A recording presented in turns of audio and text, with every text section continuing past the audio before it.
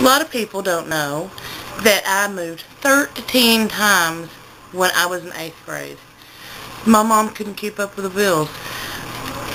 Dad wouldn't pay child support, so we'd move somewhere, we'd stay as long as we could, the rent would run out, people would get tired of waiting on money, move somewhere else. We did this 13 times in 1 year. One of the places that we lived was a co-worker that my mom knew, and I don't think she knew her as well as she thought she did, but we moved in with her, and they were going to split the rent and everything, and make it a little easier. She was a single mom with a couple of kids, and we moved in, and it wasn't very long before we started noticing there was a lot of men coming in and out of the house, and it wasn't long before my mother started taking her away places at night. I mean, all the time. And we lived there probably close to 6 months or so that I remember.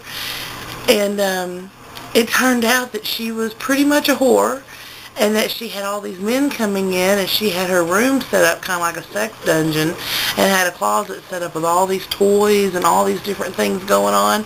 And these men were coming in and out, and she was servicing them. And she had started getting pregnant. My mother was taking her to get abortions. Also in this house, there was a guy that my mother started dating, and he was a cowboy, and he drove this long cattle truck, and it had just that rattle to it that you could hear when it pulled up. And well, he was a pervert. He was real handsy. He would come over maybe before my mom got home, or maybe my mom was in her room getting ready for whatever, and he would put his hands all over me, and there were times that he would come over, and that I guess him and my mom engaged in adult things, and he would come to my room, and he would put his hands all over me, and he always used to piss me off because it was a small house. And, you know, if your boyfriend comes over, especially with that distinct of a truck rattle, and you don't hear him leave, then where is he at, you know?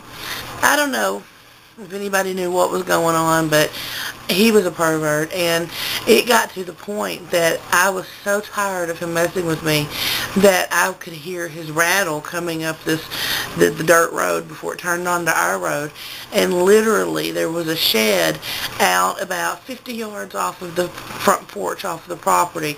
Grass growed up to your knees, and I was 12 years old probably, and I would go and I would sit out there, and I would go and I would hide, and they'd look for me, but figure I'd be off with the neighbors or something, and leave it be. But I wouldn't. I'd be sitting out there in that shed till 2 and 3 and 4 in the morning.